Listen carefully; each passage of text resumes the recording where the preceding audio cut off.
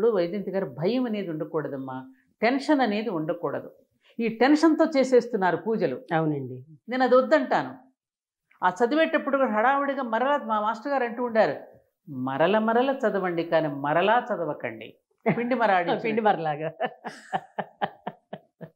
మళ్ళీ మళ్ళీ చదువుకోవాలి. ఎందుకని అలా అలా గనక మనం పారాయణ చేస్తూ చేస్తూ ఉండగా తినగ తినగవేమ తీయనుండు అన్నట్టుగా చేస్తూ ఆ గుణగణాలన్నీ కూడా మనం అవలంబించుకోవడానికి, మనం వాటన్నిటిని ఆపాదించుకోవడానికి ఒక చక్కని అవకాశం ఉంటుందని చెప్పి మనకి లలితా సహస్రనామ పారాయణలు కానీ, విష్ణు సహస్రనామ పారాయణలు కానీ, ఆ పారాయణల ద్వారా మనం ఆ ఉపాసనా బలం ద్వారా మనం వాళ్ళు అయిపోతాం. తత్వమసి తత్వమసి అండి. అవును.